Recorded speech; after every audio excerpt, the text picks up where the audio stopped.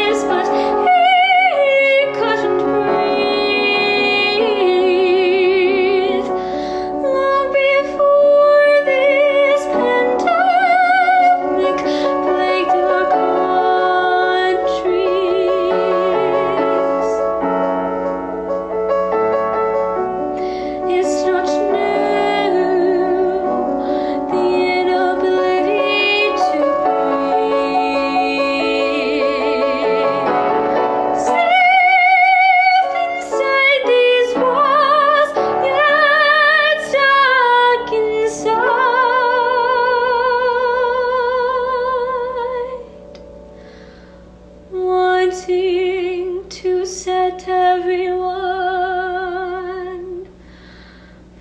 free,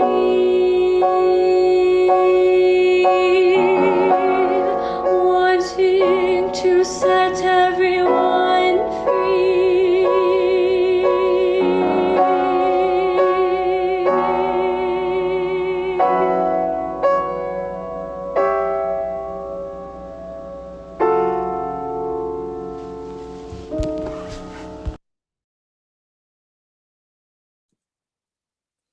Wonderful. Thank you so much, Isha. That was beautiful. For those of you who are wondering, that was sound only because the recording is sound only, is audio. So you got everything that there is to get. All of the subsequent performances are going to be with video.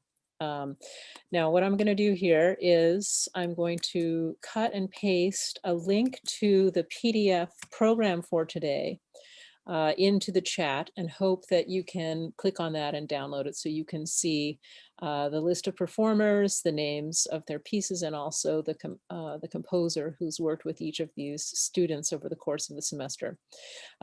We are going to now turn to the next performance, but as we do so, I just wanted to thank Ruth Pongstaphone, who's the professor in the theater laboratory at Prescott, for her help in working with our students, and also for technically structuring today's presentation, which involved many details, and is just such a wonderful opportunity for my students. So thank you so much, Professor Pongstaphone.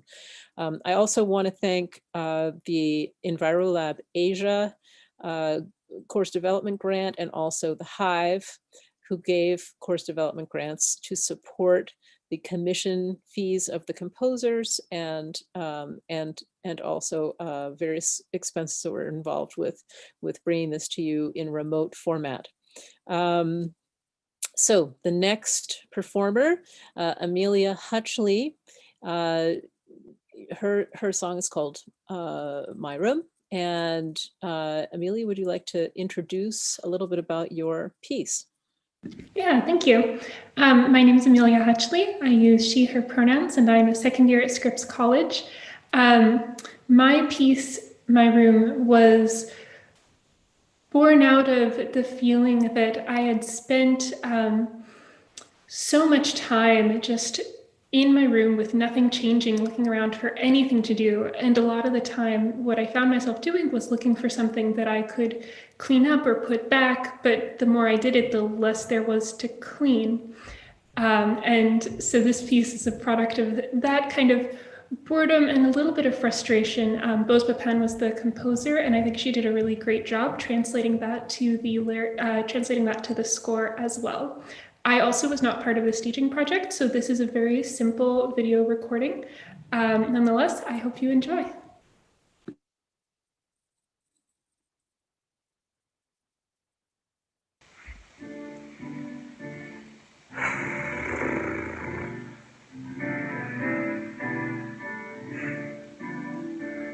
day this week I cleaned up my room. Coming home, it was unsafe to leave. So I waited and waited, and I believed that soon I could leave, soon I could leave. It sounds naive, but since I won't be living soon, for now I'll wait and clean up my room.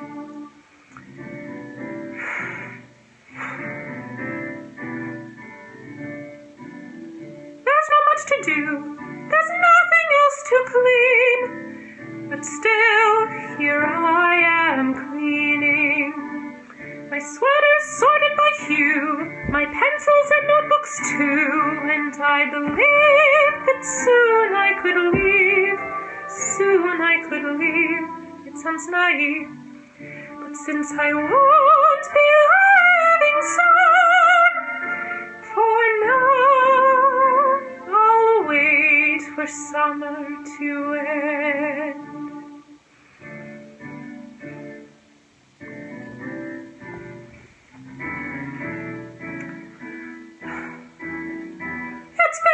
Indecent and quiet up in my room. Coming home, it was unsafe to leave. So I stayed inside, and I believed that soon I could leave. Soon I could leave. Does that sound naive? But I really don't care. I really don't care how it is perceived. Now I see this won't be ending soon. I guess for now too soon, I'll clean up my room.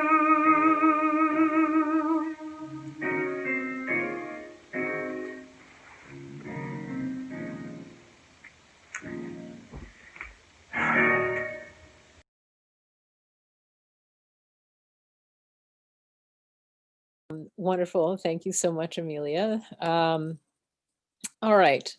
It occurs to me that I should probably introduce myself. I am Professor Ann Harley from Scripps College in the music department.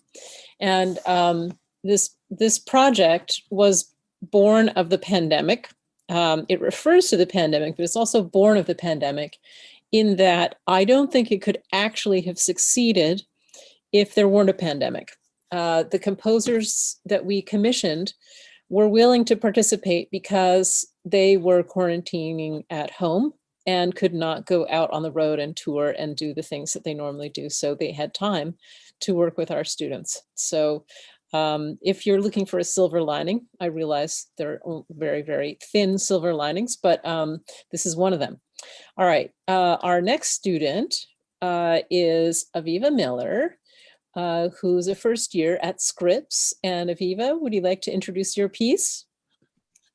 Sure. Hello, I'm Aviva. I'm a first year at Scripps College, and my piece is called Breathe.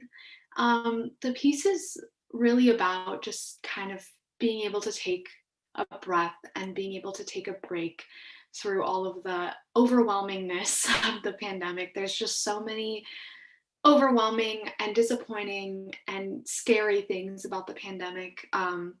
There's just so much to say about it, but at a certain point, it's really important to just take a step back and be able to take a moment to yourself and just take care of yourself for a moment amidst all of the craziness that is this pandemic. So yeah, that's really what my piece is about, and I hope you enjoy.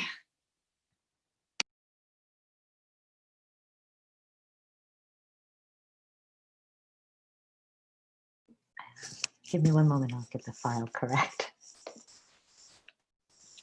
As Ruth is, oh, there it is. No. Wait. As Ruth is queuing up the file, let me just address our audience. Bill, Dana, Biana, I'm hoping I pronounced correctly, Paul, Vera. We are going to actually have a little colloquy with you at the end of this. So please be thinking of questions you might have about our process, or maybe suggestions you might have for making this more powerful as a platform, because we'll have time to speak with the performers. Okay, and here we are. Breathe by Aviva Miller.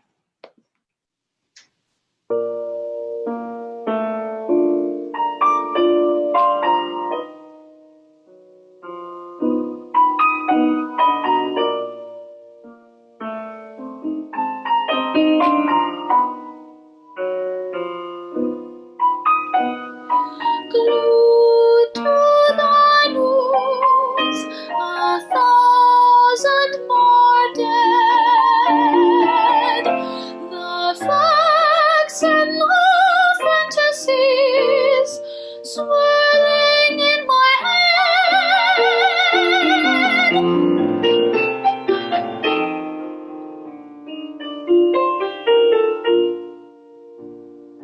The flowers have forgotten how to dance in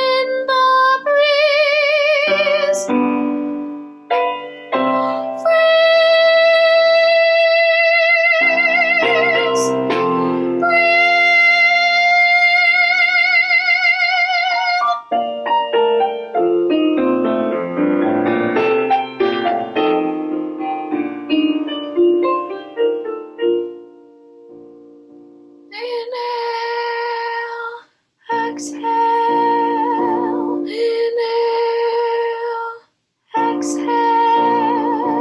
inhale.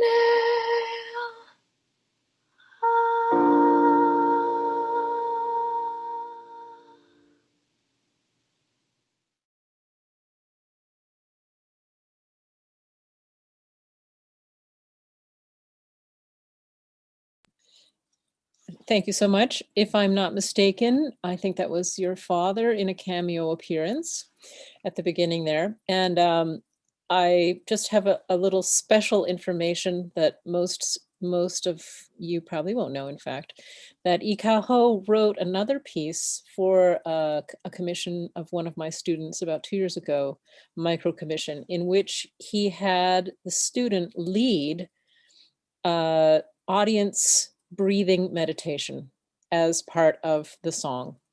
And your inhale, exhale was a kind of, I think, a little quotation of that. So the entire audience was inhaling, for 10 seconds and exhaling for 10 seconds. It was really interesting in the middle of the piece. It was about a Taoist meditation practice. All right, so moving right along. The next piece we have is from Jeanette Hunker, whose father also makes a cameo appearance. Jeanette, you want to give us a little introduction to your piece? Hello. This was a very special opportunity for me because, well, in the summer, before I even knew about this project, I started writing my own lyrics to cope with the emotional turmoil of being away from friends and people I love. So when Professor Harley informed me about the project and invited me to participate, I was thrilled. And soon I began collaborating with Ikaho as Aviva did. And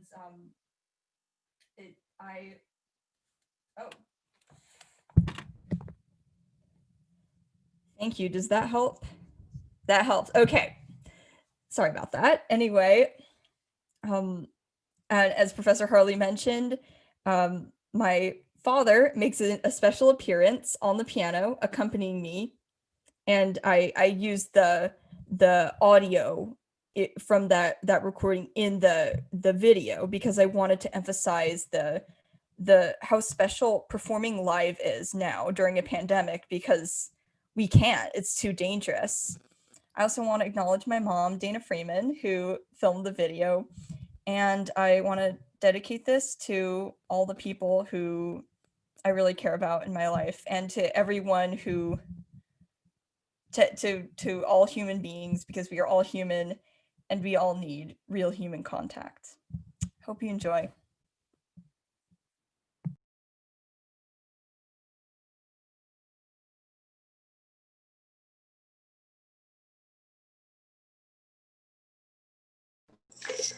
The files seem to get a little hung up sometimes.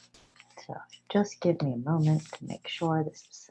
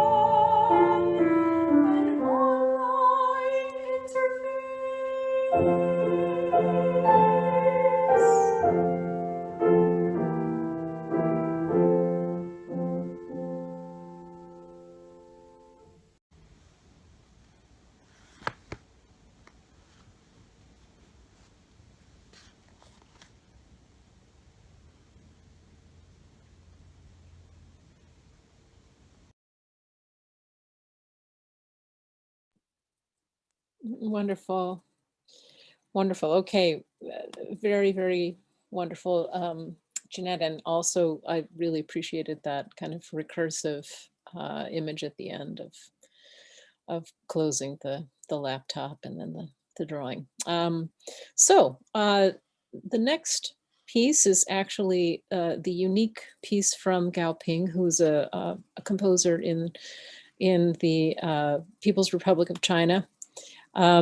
He also, I guess I should say, wrote a memorial piece to be played by piano and viola, possibly separately, to commemorate the doctor who first tried to bring this news of COVID-19 to the attention of the Chinese authorities, and who eventually died of COVID-19. And so he was very, very dedicated to kind of the cause of fighting the pandemic, and was very happy to coordinate with our students, especially Anne-Marie. Gao Ping is from Chengdu, which is in Sichuan province. And as Anne-Marie will tell you, this location had a special significance for her and her family. Anne-Marie? Thank you for that introduction, Professor Harley. My name is Anne-Marie Gerlach. I'm a sophomore at Prescott College, and I collaborated with Gao Ping on a piece called Words from My Grandfather.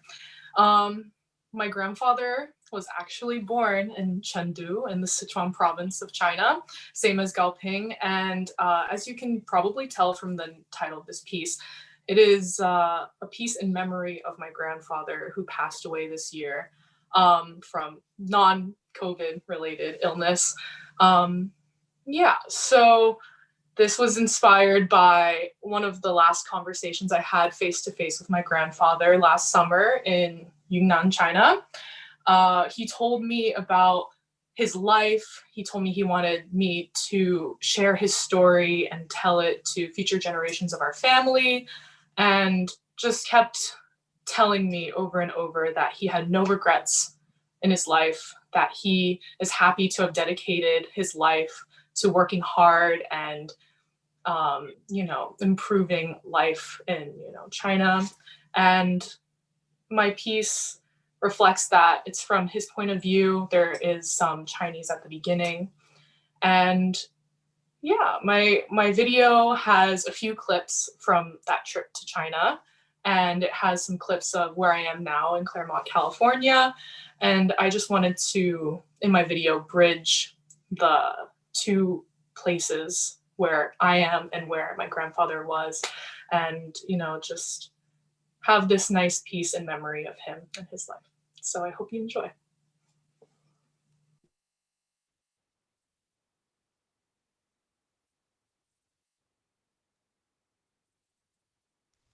走近您，倾听着您的故事，我愿意捕捉你生活中的细节，正如一杯纯美的咖啡，慢慢的，而有细致的，用心品味。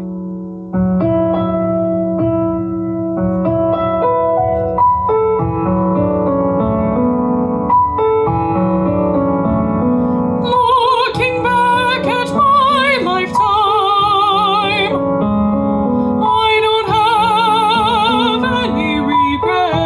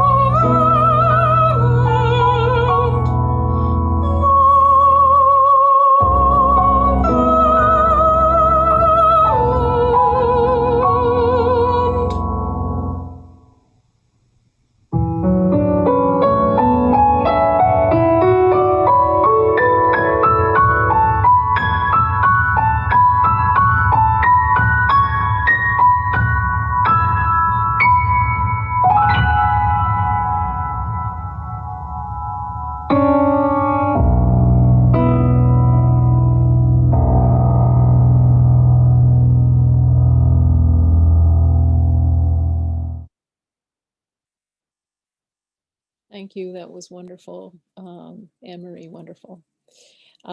So wonderful that you could incorporate some of the language of your grandfather as well as some candid shots, which I believe are actually from your trip there in a previous year, of course, not during COVID. Our next performer also has decided to honor her grandfathers in her piece. And Twilin, do you want to explain and introduce a little bit about your piece? Sure. My name is Twilin Le, and I'm a junior from Harvey Mudd. For my piece, I was inspired by both my paternal and maternal grandfathers. They both fled Vietnam during the Vietnam War, and they don't really speak about their experiences from back then because it's a bit too traumatizing, but instead they use the arts to express their memories instead. Unfortunately, during the pandemic, both of them underwent medical issues, which were unrelated to COVID, but luckily they both survived. But through those experiences, I was kind of hit by the realization that I don't have much time with them. And with the pandemic, I can't even be with them. And so through this piece, I aim for it to be an homage to them and kind of an effort to connect with them, because it's a way for us to both share kind of our experiences through the arts. And through it, I wanted to express the beauty of their memories and how much I want to connect with them and kind of the anxiety I have associated with the little time I have left to do so.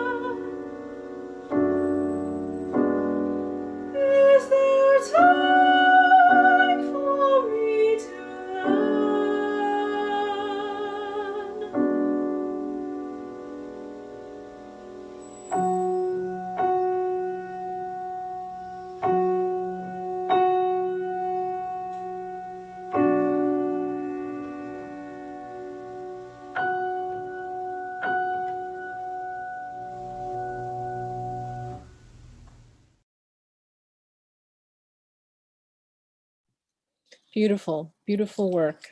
The doctor in the PRC, by the way, his name is Li Wenliang. That's the person who tried to alert the Chinese authorities and was repressed, unfortunately, giving the virus time to escalate. I particularly was struck by the presence of the shots of your feet, Tui Lin, because we often, in this moment of Zoom, never see anyone's feet. And to see your feet was kind of the perfect antidote to always this framing of the face that is again and again our Zoom worldscape. All right, so our final performer today, Regina Famatigan. Regina, would you like to introduce your piece? Hi, thank you. As she said, my name is Regina Famatigan. I am a senior at Scripps, and it's my pleasure to present to you my piece, Uncertain, in collaboration with the composer Bose Wapan.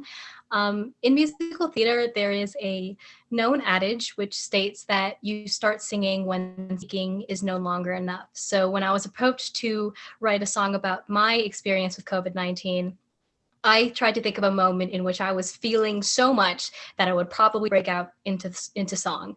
And so I decided on a moment that I'm sure we can all probably relate to in early March, where it seemed like the world started falling apart. Schools were shutting down, businesses were closing, borders were starting to get closed as well.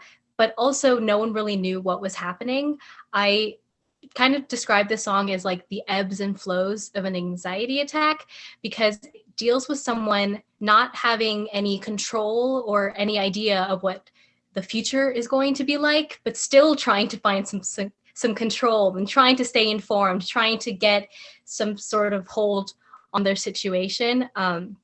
Basically trying to find hope in while still expecting the worst. I hope you enjoy.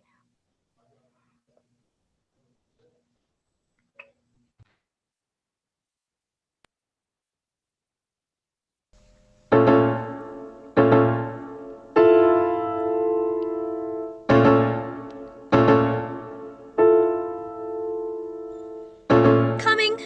I know it's coming. I know the news is on its way. That I won't be able to stay. That I will have to go away.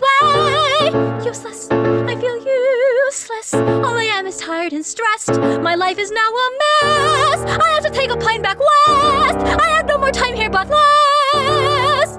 I can feel panic in my chest. But then I can feel myself breathing. At least I know I'm alive. Although I don't know what is coming, although I don't know what to do, the future is uncertain. Here is to the hope of uncertainty.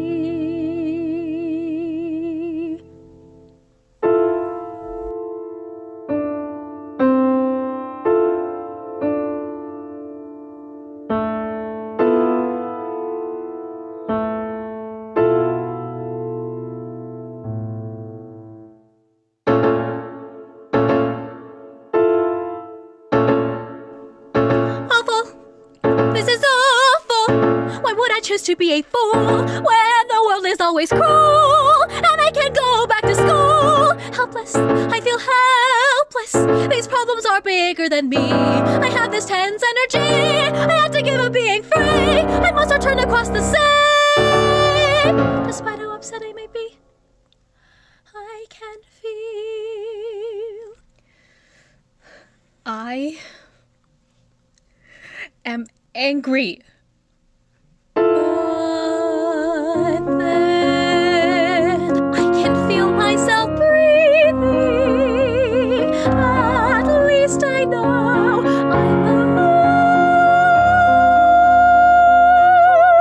Although I don't know what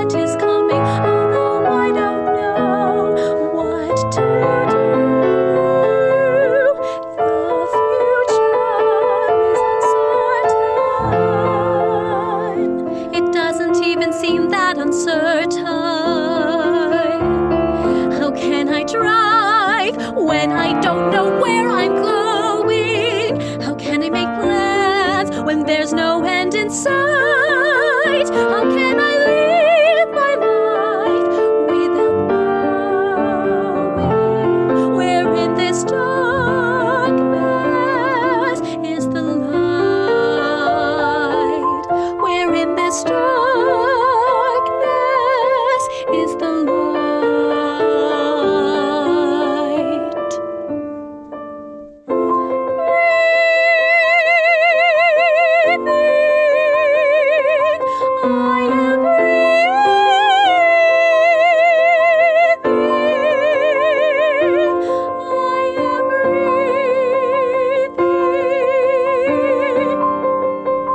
Nothing is coming.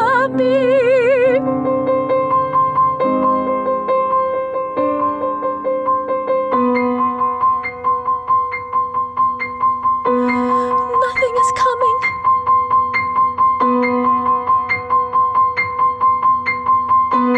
Something is coming.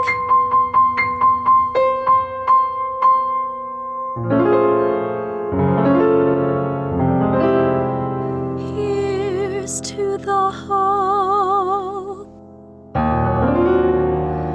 of uncertainty.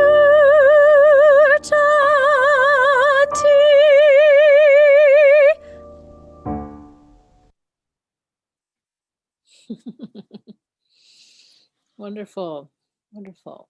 Thank you so much, Regina, and thank you so much, all the performers today, as well as Professor Ruth Pongstaphone, and thank you also to our audience.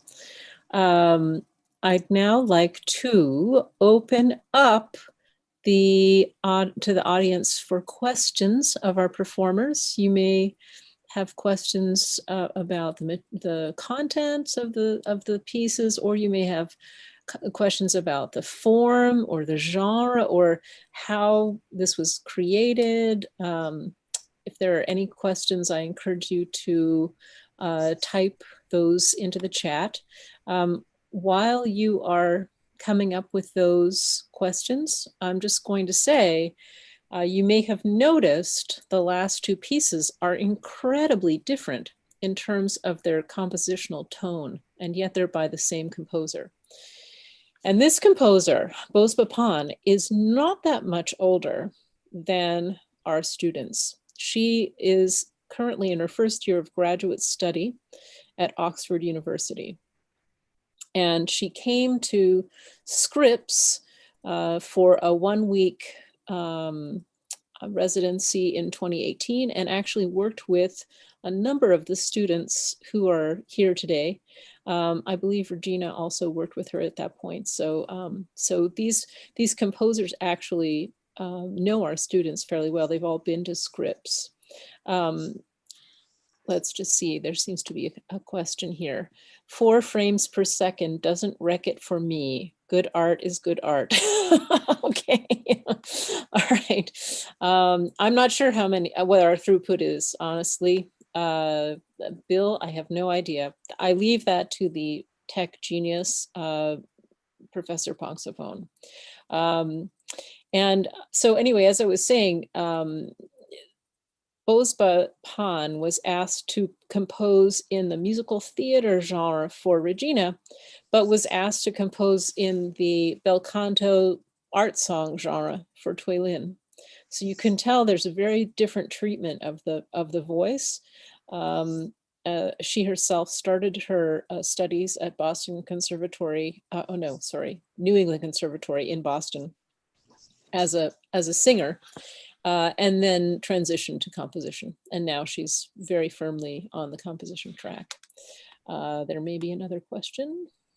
How would you imagine that this recital was different than the one that might take place next year? Okay, all right. I could imagine things, but it's much more interesting to have our students answer that question. So who would like to answer? Just raise your hand and I'll call on you. How do you think that this recital is going to be different than, or is different than the one that is going to be presented next year? Many of the students know what it is to do a recital at Scripps, for example. Aviva Miller, who's a first year, I have never met in person. Although all of these students have taken voice lessons with me in person, except for Aviva. So with Aviva, I'm really looking forward to actually sharing the same room with you for a voice lesson someday soon. So the other students, who can talk about how this kind of performance might appear in a semester when we don't have a pandemic? It's a good question, Paul Miller. I can answer that. Okay, yeah, sure. Imagine. So that is a great question, Mr. Miller. I would say, I mean, of course, this is an unprecedented time completely, an unprecedented like form of performance in an unprecedented time. And of course, like, had there not been a pandemic, we probably wouldn't be thinking about ways we could sing about a pandemic and film ourselves from home and all of that.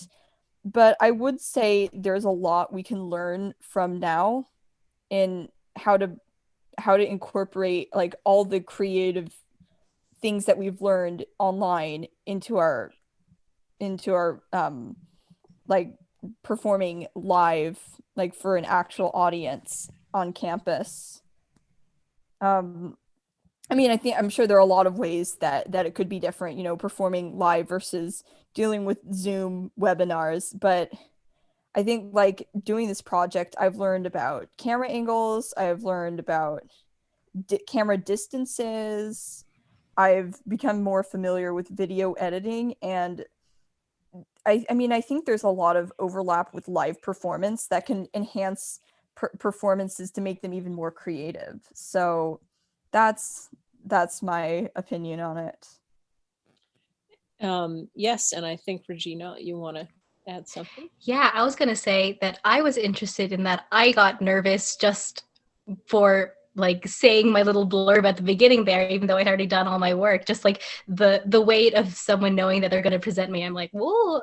But yeah, as Jeanette was saying, it exercises a different creative muscle, I think, to think visually and spatially in a sort of box or film from like a concert performance, because there are certain I guess like stimuli I can do for an audience member that I couldn't do if we were in Boone Recital Hall. Like I can't get like this close to every person in the audience if you were like sitting in a theater.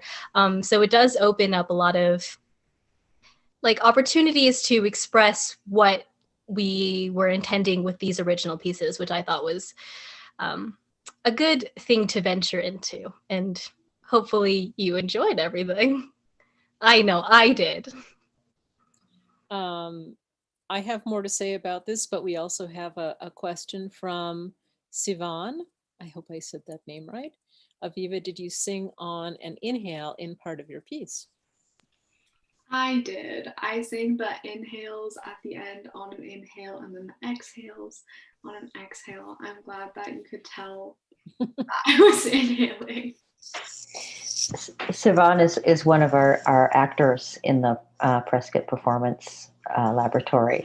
And so we do actually actor work with breathing, which is a bit different from, you know, how you do breathing work, but breathing is breathing. So, and it all is so important to us. So, yeah. Oh, I'm noticing a whole other area for questions. I'm so sorry, Dana. It's in the Q&A section, not in the chat. So here's the first question. Will the composers and people at Prescott College see these videos? It's so important that performers express what we are going through in the pandemic to help us all process and cope. I so appreciate the creativity that we have seen all over the world as performing artists find ways to make art in spite of isolation and closed theaters. So I can answer yes, the composers and some people at Prescott College will probably choose to watch the archived recording of this performance. I know that this is not the premiere Zoom performance. We had a previous presentation of many of these pieces on Thursday at Pomona College, which is a college in the consortium, the Claremont Consortium, to which Scripps also belongs. I wanted to add something to the previous question, though, not the one about the inhalation and exhalation, in that I, as a teacher, have seen, as Regina said, different muscles exercised. And I've also seen certain muscles that I think learning, like certain parts of learning, enhanced, that could be put to good use in future semesters where we are in person. And those parts of, I think, what happens in a voice studio are the parts in which a student listens to themselves after a lesson and tries to hear and listen in how they themselves could get better without the teacher's input initially. And I think so many of the students in this project especially have gotten used to watching themselves and listening to themselves, that and editing themselves, and perhaps kind of thinking to themselves, no, I can do better than that. I'm going to do it again, and bettering what it is that they want to communicate that's been recorded, without any input from me, and then coming to the lesson at this much higher level of proficiency. And that's something that I've appreciated this semester, that has not always been the case in previous semesters, because students don't always have something that they're listening to in which they're performing. So that's something that I appreciated this semester, and of course part of last semester. Then I see another cue here from Dana. Did the students know what kind of tone would be created by the composers? Did the composers base it on the text?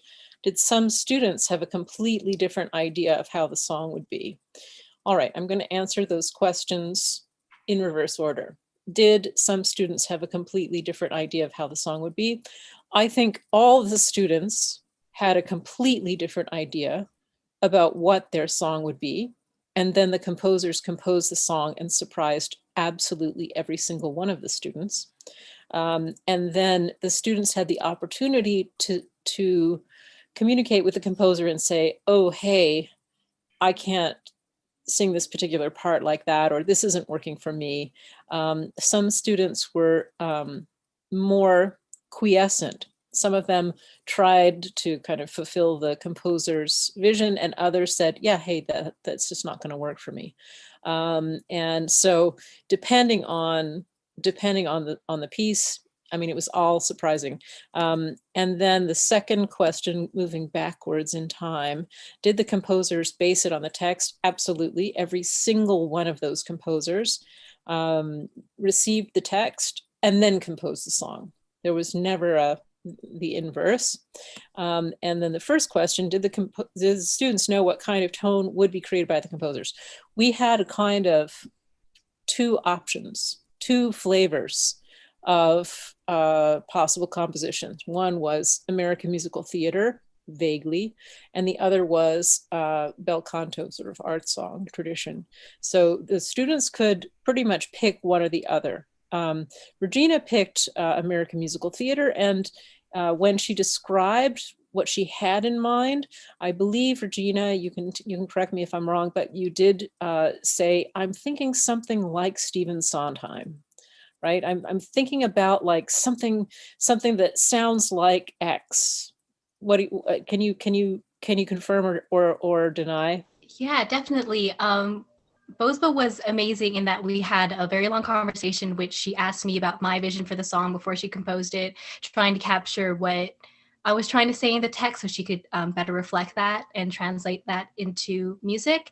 And I did give her some reference points about the lyrics that I was not necessarily trying to emulate, but was more inspired by. And I did have, especially in the beginning patter parts of my song, I thought that Sondheim was a great way to express the sort of paranoia and like fear of like having like a rapid train of thought. And I did tell her that I did want there to be like massive tempo shifts between the verse and the chorus, in which like I begin like blah blah blah blah blah blah, and then during the verse I like calm down to show how like I'm actually breathing. So there was some back and forth between me and my composer about some of my thoughts for the text, but she did take some creative liberties that I completely appreciate, and I do think that she perfectly captured the spirit of my text. And just kind of follow up on the theme of your questions, Dana. The other thing that maybe the students haven't realized yet, but I certainly have realized, that I think the students have gotten out of this project, is that now when they go to study more traditional standard repertoire, for example, some poems that have been set, poetry by Goethe that's set by Schubert. I think they're going to be much more attuned to what it is the poem has tried to say and what it is that the music is saying about the poem. Because those things usually are received by many singers who haven't been through this compositional process as a unit. They don't encounter the poetry separately from the music for a large number of them. And now, since they themselves have been the poet who has been either betrayed or enhanced by the composer, they know how music can change or twist or inflect the kind of transmission of meaning in words. And they're aware also, sometimes the composer will take liberties in terms of repeating certain lines that weren't repeated in the poem, or repeating sections. And what does that do to the poem? What does that do to the meaning that's transmitted?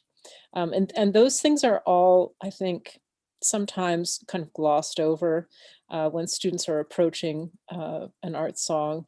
But now the students have really encountered that firsthand.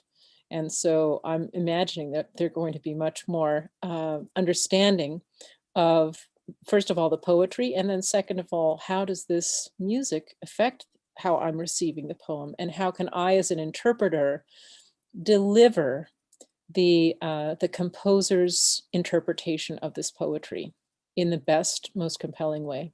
Because those musical choices that the composer chooses to set those texts to imply a certain interpretation of the words, a much narrower interpretation than would be available in the poem, because so many of the freedoms of meter, of tempo, of mode, of melody line are constrained in an art song that aren't constrained in delivering the text in a spoken way. So many other kinds of benefits to this project that are probably going to come into the students' mind only in future semesters. But I'm really happy to have had so many students participate, and also to have had the wonderful help from Professor Pongstaphone, who's really taught us a lot about staging these in Zoom, and about we've carefully gone through in a kind of weekly process with her the development, the excavation of the subconscious image from each student's poem, and then the gradual storyboarding of that and sort of flowering into an embodied performance, which is also very carefully documented in the videos that you've seen. So also available for self-reflection by the students, which is helpful, and something that I think most of the students hadn't done before. So maybe Professor Pongstaphone, do you want to talk a little bit about the work that you did with them? Well, in this age of our pandemic here, I find that digital life has taken over. And because digital life has taken over, we need digital culture. And right now, what's available is mainly, say, social media with hate speech and giffies of rabbits with, I don't know, people eating sushi and things like that. So we need to create digital culture because we don't know when this is going to end. And actually, I don't think digital theater and digital performance is going to go away now. So regardless of, how we change after the pandemic, we have new tools. And this has been this kind of inspirational time to use those as artists, because as artists, that's what we do, we invent. So it's put this challenge in front of us. And I love to see how much people have come up to the challenge that you as singers and writers of lyric actually jumped in with several assignments that were very visual, storyboarding and watching videos about what is a storyboard, and then doing embodiment exercises with instructions that were kind of yogic. And you've come up with some really genuinely unique and powerful material, I think, theatrically, and kind of crossed into a different realm of performance. And certainly, if these were live, they would be different. But if these were live, they wouldn't be about COVID-19 and the experience of it. In everything comes a gift. And in the pandemic, in all of this death and horror, the gift is that we can invent a new part of our culture and a new way to move forward as young artists. So a lot of the work that I've been doing with my students at Prescott and in our Prescott Performance Lab and with you guys is to try to promote change. We're under this impression that we are slaves to the machine. The iWatch, the Apple Watch tells us when to stand up, when to sit down, and then our social media, what to like, what to buy. Well, actually, let's just take it back now, shall we? Because those capitalist producers, they don't need that much power. So we can take it back and we can use the digital tools and the go live ability to colonize the space we want as artists, right? Yeah. Tools can be used many ways. So I'm really excited about this, and there will be a permalink, and people will be able to continue. This is one of the gifts of digital performance: is our work is immediately archived. So, thank you very much for jumping in, and thank you for participating so fully.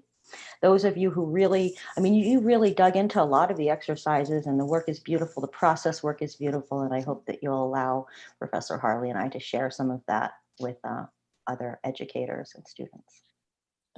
Just a last call if there are any questions here. Okay, Dana Freeman, thank you for thanking us. Yeah, the international collaboration was really essential, and I will say was only possible because we've had these 3 composers come to campus in previous years. And so they actually, in some cases, knew the actual students. Gao Ping was here in fall of 2019. And Bospapan was here in spring of 2018. And Ikaho was here in, I believe, spring of 2016. So that's quite a while ago. But also has written commissions for students, for example, for their senior recitals. So it's because of a commitment to a kind of diversification of teachers that Scripps has sponsored again and again and again, bringing them from wherever they are in the world for a week or 2, or sometimes in some cases more, to be with our students, to be with our faculty, to make those relationships. It's because of that they were able to immediately jump into this role. And for that, I'm really happy that I'm at Scripps. And yes, I'm so happy now also that the students and even me know how to make these videos and can complicate the relationship between product and consumer that is usually the way that most people are interacting, right? So Netflix, Amazon Prime, Hulu, whatever. I mean, we're just hooked up to those machines like we are veal. And so this opportunity to invert that dynamic and send your message out and become a participant instead of just a spectator. That's an inspiring experience, and I hope you will share this with your colleagues and create a kind of confidence that you can do more of this. It's very powerful, and it's powerful for not just for you, but also when people see you doing it, because they realize it's possible.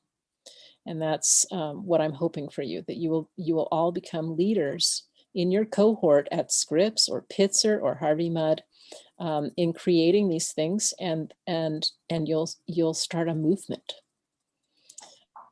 So okay, that's my ambition for you. So I think that's it for tonight. I know that Professor Pongstaphone has other presentations that are coming up at 4:30 PST, 5:30 MF. 6:30. 6:30. 6:30. Sorry. So we will be ending this section of the performances and going to an intermission in the webinar. And anyone who would like to rejoin at 6:30 will see a performance of a play script work in progress that we have been rehearsing in hybrid form for several weeks and now have taken into the digital form. My students and I had a conversation at the beginning of the semester. We went through last semester with COVID together, and in that conversation, we talked about amphibious living as an artist. So we've got these two worlds now. We've got the face-to-face and we've got digital. And we're always asked to choose. No, we don't have to choose. We can we want to be a frog, or, better to be a frog, better to be a flying frog, one that can live underwater, one that can jump onto land, one that can fly through the air. And it doesn't matter to which one we have to use. So when the numbers began to increase with the virus, we took our hybrid performance to digital mode, and we'll be airing it tonight as a work in progress. This is a preview, and next month we will have, hopefully, the premiere. So it's a very experimental work written by a student and performed by students, and me as the video editor. And short, cutting edge, totally cutting edge. Very experimental. So Yeah. Please join us at 6:30 again on this link. And thank you so much for your beautiful work. And thank you, audience, for coming to see us, and all of those who are watching YouTube. We really appreciate your attentions. Good night.